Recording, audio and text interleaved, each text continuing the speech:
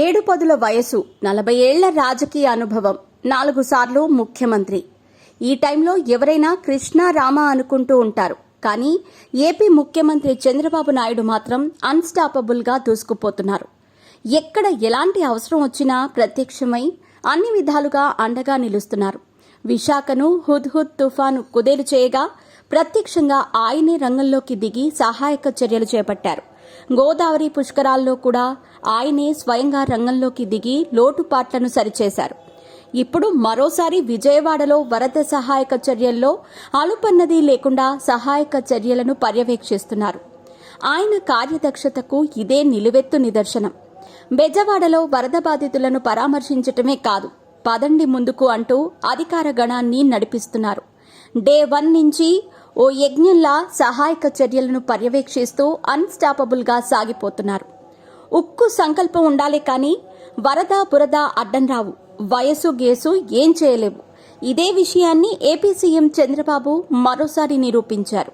బుడమేరు ధాటికి కుంగిపోయిన బెజవాడకు సాంత్వన చేకూరుస్తున్నారు. లక్షల మంది వరద బాధితులకు నేనున్నా అంటూ భరోసా ఇస్తున్నారు. రేయింబవళ్లు విజయవాడలో పర్యటిస్తూ అధికారులను ఉరుకులు పరుగులు పెట్టిస్తున్నారు. బెజవాడపై బుడమేరు విరుచుకుపడ్డ మొదటి రోజు నుంచి ఇవాల్టి దాకా అదే సంకల్పంతో ముందుకు సాగుతున్నారు చంద్రబాబు. ఆపరేషన్ క్లీనింగ్ షురూ చేసి విజయవాడను మళ్లీ అతి త్వరలోనే పట్టాలెక్కించడానికి నిర్విరామంగా కృషి చేస్తున్నారు. ఇక కలెక్టరేట్లో దాతల నుంచి విరాళాలు స్వీకరించటం ఇలా ఒక్కటేంటి, బిజీ షెడ్యూల్తో క్షణం తీరిక లేకుండా గడుపుతున్నారు. సమస్యల పరిష్కారానికి తీవ్రంగా కృషి చేస్తున్నామని, వీలైనంత త్వరగా విజయవాడను యథాస్థితికి తీసుకొస్తామని వారిలో భరోసా నింపారు. చంద్రబాబు మధురానగర్లోని ముంపు ప్రాంతాల్ని పరిశీలిస్తూ ఉండగా అక్కడ కాసేపు ఊపిరి బిగబట్టే సీన్ చోటు చేసుకుంది. చంద్రబాబు బ్రిడ్జ్ మీద ఉండగానే ట్రాక్ పైకొచ్చింది ట్రైన్. వెంటనే అప్రమత్తమైన అధికారులు చంద్రబాబును అలర్ట్ చేశారు. దీంతో ట్రాక్ పై ఉన్న ఫుట్పాత్ పై ట్రైన్ వెళ్లే వరకు ఇరుక్కుని నిల్చున్నారు చంద్రబాబు. అయితే ఎవరికీ ఎలాంటి ప్రమాదం లేకపోయినప్పటికీ ట్రైన్ ఒక్కసారిగా రావడంతో కొన్ని క్షణాల పాటు అందరిలో టెన్షన్ నెలకొంది.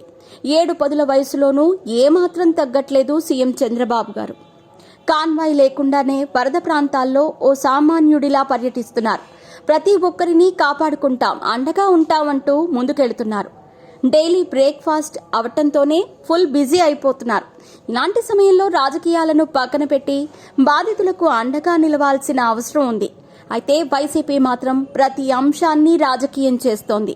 ఆ పార్టీ నాయకులు వరద ప్రభావిత ప్రాంతాల్లో పర్యటించినప్పుడు ప్రజల నుంచి చీత్కారాలు ఎదురయ్యాయి. అంతటితో సిగ్గు తెచ్చుకొని జగన్ సహా వైసీపీ నేతలు ఇప్పటికీ చంద్రబాబుపై విమర్శలు గుప్పిస్తున్నారు. ఓవైపు వైసీపీకి కౌంటర్లు ఇస్తూనే చంద్రబాబు తన పని తాను చేసుకుంటున్నారు. చంద్రబాబు పనితనంపై అటు కూడా ఆ ప్రశంసలు కురిపించింది.